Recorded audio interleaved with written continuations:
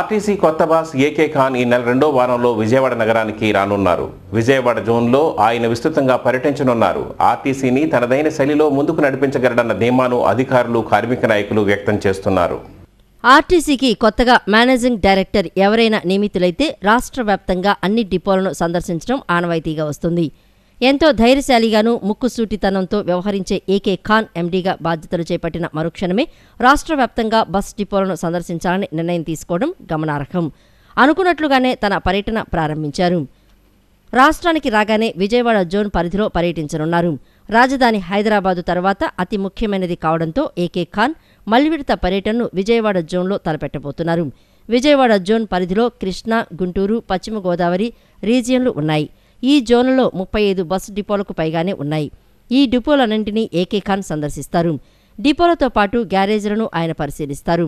సిబ్బందితో ప్రత్యక్షంగా మాట్లాడతారు. వారి సమస్యలు అడిగి తెలుసుకుంటారు.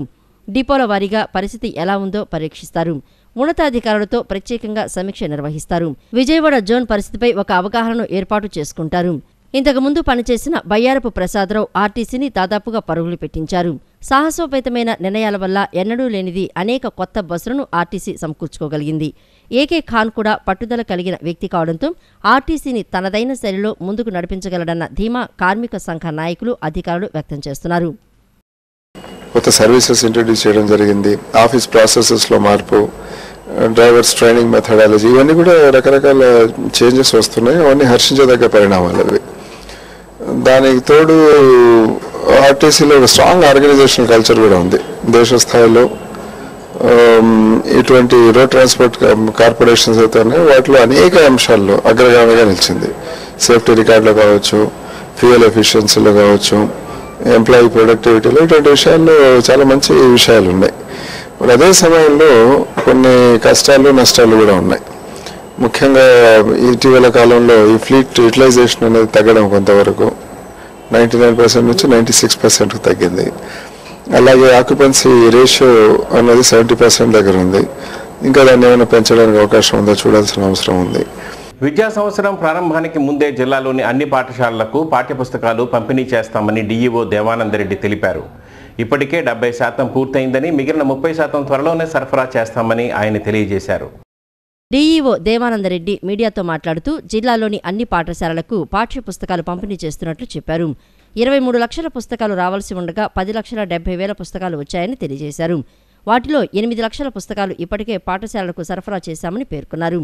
మిగతా పుస్తకాలను సకాలంలో సరఫరా చేస్తామని వివరించారు.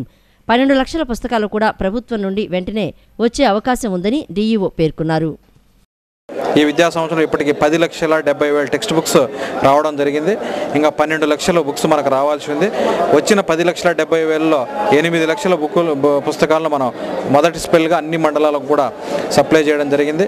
మిగతా బుక్స్ను కూడా మనకు వచ్చినట్టుగానే జూన్ 12వ తేదీకి అంతా కూడా 100% బుక్స్ మనం మండలాలకు పంపించడానికి ప్రయత్నం చేస్తాం. ఇంకా అన్రికగ్నైజ్డ్ స్కూల్స్ను మనం 220 స్కూళ్ళు మన జిల్లాలో గుర్తించడం జరిగింది. వాటన్నిటి మీద విస్తృతంగా ఇప్పటికే ప్రచారం చేయడం జరిగింది. ఎటువంటి పరిస్థితుల్లో కూడా గుర్తింపు లేని పాఠశాలలో చేర్పించొద్దని చెప్పి తల్లిదండ్రుల్లో ఒక అవేర్నెస్ తీసుకునే ప్రోగ్రామ్ను మనం నిర్వహించడం జరిగింది జిల్లాలో. ఇంకా ముఖ్యంగా తర్వాత స్టెప్స్లో మనం ఎవరైనా స్కూల్స్ రీఓపెన్ చేస్తే 1 lakh rupees ఫైన్ వేయమని చెప్పింది. దానికి సంబంధించి నోటీసులు జారీ చేస్తున్నాం. ఎవరైనా 12 తర్వాత స్కూల్స్ గుర్తింపు లేని స్కూల్స్ తెరిస్తే 1 lakh rupees ఏదైతే విద్యా హక్కు చట్టం ప్రకారం ₹1,00,000 వరకు ఫైన్ విధించవచ్చు. అది విధించడం జరుగుతుందని చెప్పి నోటీసులు ఇవ్వడం జరుగుతూ ఉంది. అంటే ఇప్పుడు జనరల్గా ఫైన్ కట్టి స్కూల్ రన్ చేయడానికి ఇంతవరకు మనకు రాష్ట్రంలో ఎక్కడ కూడా ఫైన్ ఏ స్కూల్కు వేసింది లేదు, విద్యా హక్కు చట్టం ఇంప్లిమెంట్ అయినప్పటి నుంచి. అయితే ఫైన్ కట్టి రన్ చేసేదానికి కూడా దాంట్లో ఉంది.